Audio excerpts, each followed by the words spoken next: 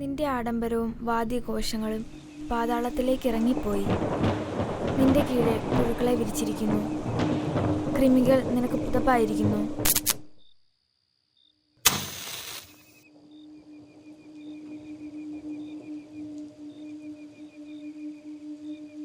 അരുണോദയപുത്രനായ ശുക്ര, നീ എങ്ങനെ ആകാശത്തു നിന്നും വീണു?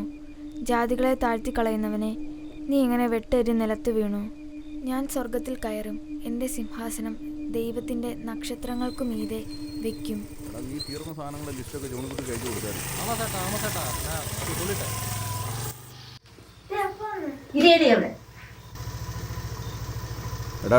അതിനേരം ബാറി ഇരിക്കാ വീട്ടിൽ പോകാം. ஐயோ அண்ணா சரக்கெல்லாம் நான் எப்பவுமே ஸ்டாப் பண்ணியாச்சு. സത്യമാ നമ്പുങ്കോ ഇനിമേ കുടിക്കാൻ മാട്ടേ.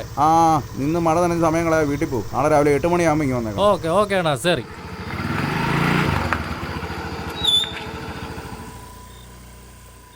എപ്പോഴാടി കറണ്ട് പോയത്? ഇപ്പൊ പോയതേ ഉള്ളു. ചായ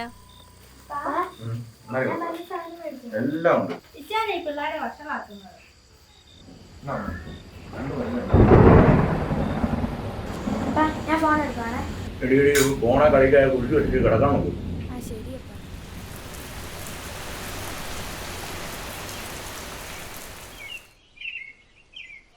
2543 പേർക്ക് കോവിഡ് സ്ഥിരീകരിക്കുന്നു. രോഗമുക്തി നേടിയത് 2090 പറ്റും. ഒരു ധ്യാന കേന്ദ്രത്തിന് ആവശ്യമില്ല. 111 പേർ 24 മണിക്കൂറോടെ പരിശോധിച്ച് 41,860 സാമ്പിളുകളാണ്. ശ്രീദേവി പിള്ള നൽകും വിശദാംശങ്ങൾ. ആവശ്യമൊന്നുമില്ല. 41,860 സാമ്പിളുകളാണ്. ശ്രീദേവി പിള്ള നൽകും വിശദാംശങ്ങൾ. ശ്രീദേവി, ഇന്നത്തെ ചിത്രം എന്താണ്? 2500 പിന്നിടുന്നു. അതെ ചായ, പാലിന്റെയും പത്രത്തിന്റെയും പൈസ എന്നാ കൊടുക്കേണ്ടത്? തന്നിട്ട് വേണം പോവാൻ കേട്ടോ. എന്റെ പൊന്നു ലിസി, രാവിലെ തന്നെ വട്ട് പിടിപ്പിക്കാതെ, അത് ഞാൻ തന്നോളാം. ഈ മടങ്ങിയ പത്രം ഒന്ന് നിവർത്തി വെക്കാൻ പോലും ഇവിടെ ഉള്ളതുങ്ങൾക്കൊന്നിനും സമയമില്ല. പിന്നെ എന്തിനാ ഇതൊക്കെ വരുത്തുന്നേ? ആ കാര്യത്തിൽ നീയും കണക്ക. ആഹാ, ഈ അടുക്കളയിലെ പണി കഴിഞ്ഞിട്ട് എനിക്ക് ഇവിടെ ഒന്നിനും നേരമില്ല. അന്നേരം എങ്ങേരുടെ ഒരു പത്രം. എന്തോ എന്തേലും പറഞ്ഞായിരുന്നോ? ഓ, ഒന്നുമില്ലേ. ചായ, സെൽവി അല്ലേ വരുന്നത്? ഇവനൊന്നും എത്ര വെളുപ്പിനാ വന്ന്? അമ്മ ചായ. അടുക്കളയിലുണ്ട്, എടുത്ത് കുടിക്ക്. എന്നടാ ഇത്ര രാവിലെ? ஏன் சேட்டா ஃபோன் அட்டன் பண்ண இருந்தது? நான் எத்தனை வாட்டி கூப்பிட்டேன்? நமக்கு எனக்கு வேலை இல்லையே சேட்டா. முதலாளி கூப்பிட்டாச்சு, அது சொல்றதுக்கு தான் நான் இங்கே வந்தேன். അയ്യോ, അതങ്ങനെ ശരിയാവും. വീടിന്റെ ബാക്കി പണി ഇന്ന് തുടങ്ങിയാലേ അടുത്ത ആഴ്ച എങ്കിലും തീരത്തുള്ളൂ. ഇന്നലെയും കൂടെ ഓണർ വിളിച്ചതേ ഉള്ളൂ. அது ஓகே சேட்டா, ஆனால் கண்டெய்ன்மெண்ட் சோனில் இருக்கிற ஏரியாவில் எப்படி தான் வேலைக்கு போனது? அங்கே ஃபுல்லாக லாக் பண்ணியாச்சு. എൻ്റെ ദൈവമേ, ഈ പോക്കാണ് എന്നെ എടുക്കും. அங்கே மட்டும் இல்லை சேட்டா, இங்கேயும் പോസിറ്റീവാக റിപ്പോർട്ട് വരുത്. എൻ്റെ ദൈവമേ. പക്ഷെ എന്നാലും ശ്രദ്ധിച്ചേ, ഇസ്രായേൽ ജനത്തെ രക്ഷിക്കാൻ വേണ്ടി വിക്കനായ മോശയെ വിളിച്ച് ദൈവം അമ്മയോട് ചോദിച്ചാലോ? അമ്മേ, ഈ ആരാ പ്രകാശപുത്രൻ? പുതിയ ചോദ്യങ്ങളൊക്കെ ചുമ്മാ പറ. എനിക്കറിയത്തില്ല, നീ പോയി അമ്മച്ചിയോട് ചോദിക്കും. എന്നാ ഞാൻ അമ്മച്ചോട് ചോദിച്ചോളാം.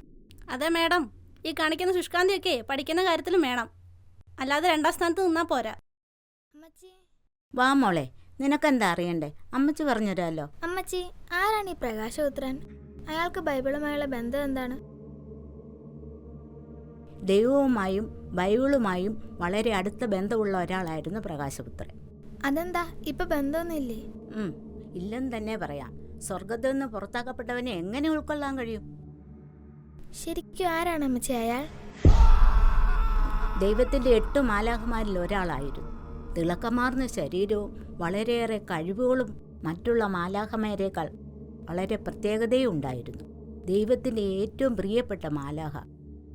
അതുകൊണ്ട് തന്നെ ദൈവത്തിൻ്റെ തൊട്ട് താഴെയുള്ള സ്ഥാനവും പ്രകാശപുത്രനായിരുന്നു. എന്തുകൊണ്ടാണ് അമ്മച്ചി അയാൾ സ്വർഗത്തിൽ നിന്ന് പുറത്താക്കപ്പെട്ടത്? ദൈവം കൊടുത്ത കഴിവുകളും പ്രത്യേകതകളും അവൻ്റെ ഉള്ളിൽ വലിയൊരു അഹങ്കാരമായി മാറി.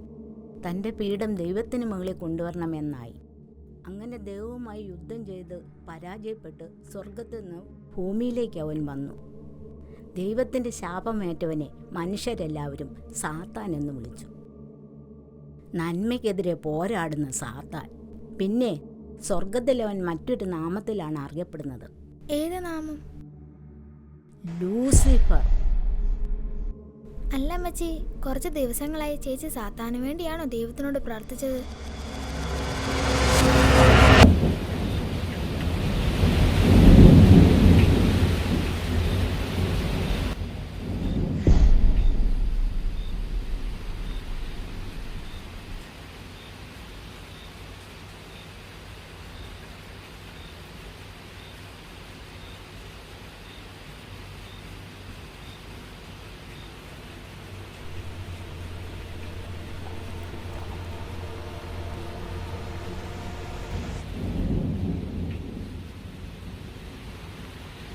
അമ്മയെ നോക്കുന്നേ?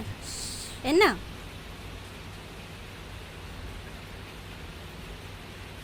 അമ്മ പോയി കിടന്ന് ഉറങ്ങിക്കേ, പാതിരാത്രി വെറുതെ.